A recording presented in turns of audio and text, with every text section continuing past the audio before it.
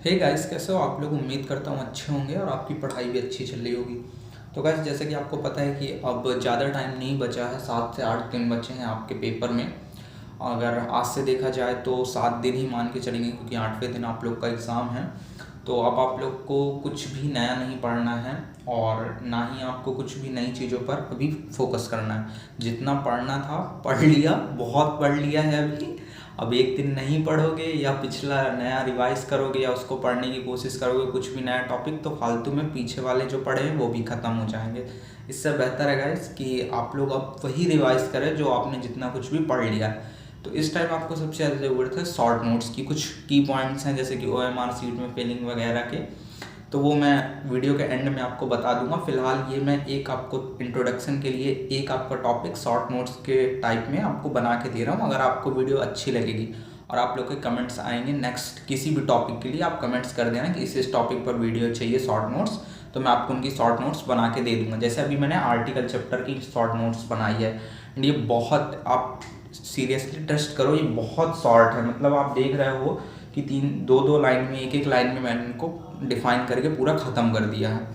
तो अभी हम अपना वीडियो स्टार्ट करते हैं, टाइम नहीं वेस्ट करेंगे क्योंकि आपके पास टाइम भी नहीं है और आपको रिवीजन बहुत ज़्यादा करना है और नया कुछ नहीं पढ़ना है। मैं स्ट्रिक्टली आपको यही चीज़ अभी भी बोलूँगा कि नया कुछ भी नहीं उठाना। जितना पुराना पढ़ लिया, बहुत पढ़ लिया, अब सिर्फ रिवीजन करना है। और शॉर्ट नोट्स सबसे इंपॉर्टेंट है क्योंकि लास्ट टाइम वही काम आते हैं। तो चलिए आर्टिकल चैप्टर स्टार्ट करते हैं। आर्टिकल में कुछ नहीं, अगर आप इंग्लिश को सिर्फ इंग्लिश की तरह पढ़िए, कुछ भी हार्ड नहीं होता इंग्लिश में। सिर्फ आप इंग्लिश को इंग्लिश की तरह पढ़ने की कोशिश कीजिए, उसको हिंदी से कंपेयर मत कीजिए या हिंदी से मत जोड़िए। आर्टिकल है, ठीक है, आर्टिकल लिखा है, बहुत बढ़िया बात है।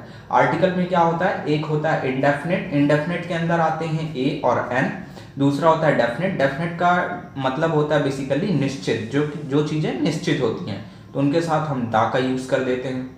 इसको दा और दी कब पढ़ते हैं वो मैं आपको बता सकता हूँ, आपको यहाँ नीचे लिख के बता दूंगा आपकी जानकारी के लिए। पर अभी आपके पास इतना टाइम नहीं कि आप इतना डिटेलिंग में जाओ किसी चीज़ की। आपके पास सिर्फ इतना है कि आप पढ़ लो, आपका एग्जाम क्लियर हो जाए, बहुत है।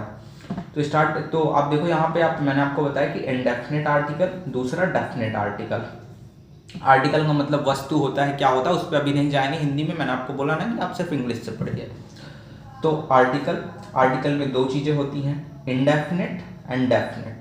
यहाँ तक उम्मीद है कि आपको क्लियर हो गया होगा। डेफिनेट मतलब होता है निश्चित, निश्चित आर्टिकल जो कि दा होता है हमारा। इनडेफिनेट के अंदर आता है ए और एन। सबसे पहले हम एन को पढ़ते हैं, बेसिकली इसको अन बोलते हैं लेकिन अभी उतना टाइम नहीं है, तो एन को पढ़ते हैं। एन में मैंने आपको बढ़िया हिंदी से समझा दिया है और बीच में मतलब पूरा इंग्लिश से भी यूज़ किया है, मतलब एग्जाम्पल वगैरह सारे इंग्लिश में, बट हिंदी में समझाया ताकि आपको बेहतर समझ में आ जाए, क्योंकि ये शॉर्ट नोट्स है और हमें शॉर्ट चाहिए। अभी एन का यूज़ करेंगे जहाँ होगा हिंदी के स्वर, यानी जो वॉवल होते हैं हिंदी के, आ ई उ, ये जो आपने पढ़े छोटा आ से, जो भी आपने पढ़ा रखा था। तो अगर कोई वर्ड स्टार्ट होता है, जैसे एग्जाम्पल के लिए देखिए यहाँ पे मैंने दिया ऑरेंज। अब ऑरेंज को अगर हम हिंदी में लिखेंगे तो हम लिखेंगे ऐसे। अब ऑरेंज किससे स्टार्ट है, आ से। अब आ क्या है, हिंदी का वॉवल है, यानी कि स्वर है, तो इसके पहले हम क्या लगा देंगे, एन। इसी तरह इंक पॉट, जब इंक पॉट को हिंदी में लिखेंगे तो ई करके लिखेंगे। ई क्या आता है, हिंदी के स्वर यानी वॉवल में आता है, तो यहाँ पर भी हम एन का यूज कर देंगे। इसी तरह आवर, हावर तो पढ़ते नहीं, इसको आवर पढ़ते हैं, तो आवर ऐसे लिखेंगे, यानी आ से स्टार्ट है, तो इसके पहले भी एन लगा देंगे। इसी तरह यूनिवर्सिटी। अब आपको इसका कमेंट करना है कि इसमें आंसर क्या आएगा, एन आएगा या नहीं आएगा, या क्या आर्टिकल आएगा यहाँ पर, अभी आप बताओगे जब मैं ये पूरा पढ़ा दूंगा। तो ये आपका HW है, ये आप सॉल्व करोगे। उसके बाद ए को पढ़ते हैं। ए में आप देखोगे कि हिंदी के व्यंजन यानी कॉन्सोनेंट से अगर कोई वर्ड स्टार्ट हो रहा है तो वहां पर ए का यूज करेंगे। एग्जाम्पल के लिए अम्ब्रेला। अब अम्ब्रेला को अगर मैं लिखूं तो आप देखोगे कि आ से स्टार्ट हो रहा है, इसका मतलब यहाँ ए नहीं एन आएगा, और आपको एग्जामिनर ऐसे ही फंसाते हैं, यहाँ पर एन आएगा। उसके बाद बॉय। अब बॉय बी से अगर इसको लिखेंगे ऐसे, बा से स्टार्ट होगा बॉय, इसका मतलब ये हिंदी के कॉन्सोनेंट में आ रहा है, इसका मतलब यहाँ पर ए का यूज होगा। अब सेकंड, एस, अगर इसको लिखेंगे तो एस से यानी से स्टार्ट होगा, सा से, इसका मतलब ये भी हिंदी के व्यंजन यानी कॉन्सोनेंट में आएगा, तो यहाँ पर भी आ का यूज करेंगे। उसके बाद फिर हमारा नेक्स्ट है और लास्ट है दा। अब दा का मैंने आपको भी बताया कि जो दा होता है वो एक डेफिनेट आर्टिकल होता है, यानी कि वो निश्चित चीज़ों के लिए आता है। जैसे कि मैंने यहाँ पर लिखा है प्रोवर्ब। अब प्रोवर्ब क्या है? प्रोवर्ब एक कहावत होती है, जैसे जो हमारे बड़े बुजुर्ग कह गए या कोई हमारी जैसे फ्रेजेस होते हैं या हमारे मुहावरे वगैरह होते हैं वैसे टाइप, तो कहावत होती है जैसे, तो प्रोवर्ब उसके पहले हम दा का यूज़ करेंगे। या कोई यूनिवर्सल ट्रुथ है, जैसे सन ईस्ट से निकलता है, तो the sun rises in the east, यहाँ पर दा यूज होता है क्योंकि वो यूनिवर्सल ट्रुथ है। या कोई इन्वेंशन या कोई डिस्कवरी है, ईटीसी, ऐसे सबके पहले दा का यूज होता है। एग्जाम्पल के लिए जैसे आप लिख सकते हो द सन, द मून, ऐसे करके आप लिख सकते हो। तो अब आपकी यहाँ पर तीनों चीजें उम्मीद करता हूँ क्लियर हो गई होंगी। एक बार फिर से जल्दी से शॉर्ट में समझ लेते हैं। एन का यूज वहां आप कोई जो वर्ड स्टार्ट हो रहा हो उसको आप पढ़ के देख लेना। अगर हिंदी के वॉवल से निकल रहा है यानी स्वर से, तो आप उसके पहले एन लगा देना। ए में क्या करेंगे कि अगर कोई हिंदी के व्यंजन यानी कॉन्सोनेंट से वर्ड स्टार्ट हो रहा है तो उसके पहले आप ए लगा देना।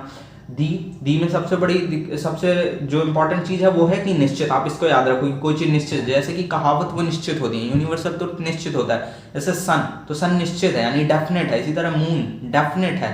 अर्थ, तो द अर्थ भी डेफिनेट है। तो इसी तरह आप देख सकते हैं कि यहाँ पर ए, एन और ए और द, आपके तीनों आर्टिकल चैप्टर यहाँ पे क्लियर हो चुके हैं। तो ये थे आपके शॉर्ट नोट्स। उम्मीद करता हूँ कि आपको बहुत अच्छे लगेंगे। और ऐसे ही अगर आपको शॉर्ट नोट्स चाहिए तो आप कमेंट कर देना, जिस भी टॉपिक पर आपको ऐसे शॉर्ट नोट्स चाहिए तो मैं आपको बना के दे दूंगा।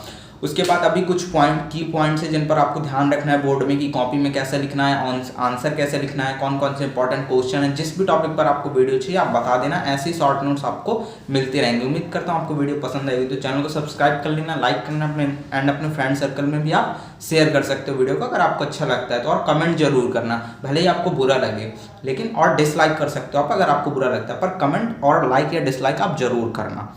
तो अभी के लिए इतना ही। नेक्स्ट वीडियो आप कमेंट करके जल्दी जल्दी बताओ कि आपको किस टॉपिक पर चाहिए।